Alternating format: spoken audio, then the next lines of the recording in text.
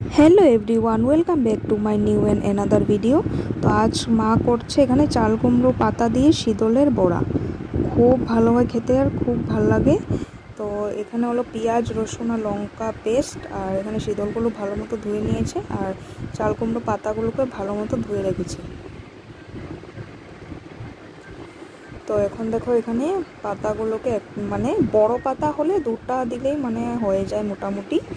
আর যেহেতু এখানে ছোট পাতা, তার জন্য মা মানে 4-5টা করে দিচ্ছে।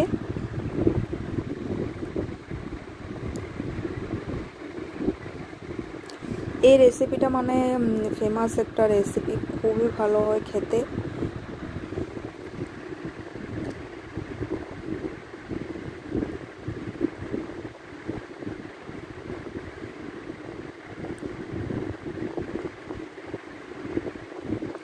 তো অনেকগুলো পাতা দিলে মানে ভালোই লাগে খেতে, মানে এমনি বড় পাতা দিলে তো দুটো দিলে হয়ে যায়। তো এখন দেখো এখানে পেঁয়াজ রসুনের পেস্টটাকে এখানে দেবে। অ্যাকচুয়ালি এটা শীতলের চাটনি করেও মানে পুরো চাটনি বানিয়েও করা যায় মানে। আর মাছ কাঁচা করছে, এমনি কাঁচাও করা যায়। তো চাটনিটাও মানে দুটোই খেতে ভালো লাগে। তো আমরা সবসময় কাঁচাই চাটনিই খাই। তো আজ মা বলছে তাহলে কাঁচাটাই করি।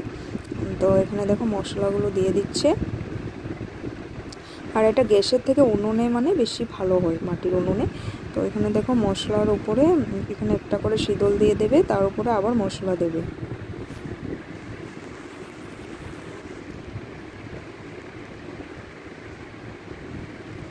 তো এখানে দেখো মশলা দিয়ে এটাকে এরকম করে ভাজ করছে।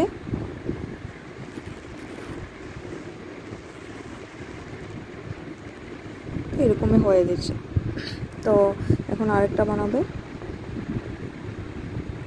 তো অনেকে এটার মধ্যে চাল পেস্ট করে, চাল বাটা মানে বেটারে গুলেও করে, সেটা মুচমুচে হয় খেতে। অনেক সময় মা করে, তো আজ আর করেনি, আজ এমনি মানে ভেজেছে। চাল বাটা দিয়ে করলেও ভালোই লাগে, দুটোই ভালো লাগে খেতে। মেন তো হলো ভিতরের যেটা মানে পুরটা, সেটাই সবচেয়ে মানে ভালো খেতে। তো এখন দেখো এটাও হয়ে গেছে।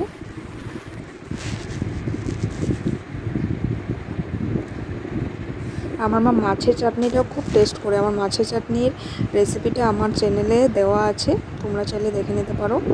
এখন দেখো এখানে ভেজে নিচ্ছে।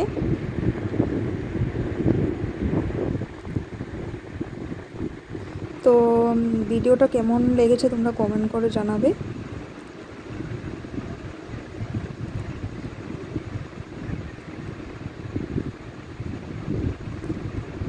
তো এটা উল্টে দিলে মানে একটু মানে হয়েছে, সেদ্ধ হবার পর নামিয়ে নিতে হবে। তো আজকের ভিডিওটা আমি এখানে শেষ করছি, আবার একটা নতুন ভিডিওর সঙ্গে দেখা হচ্ছে।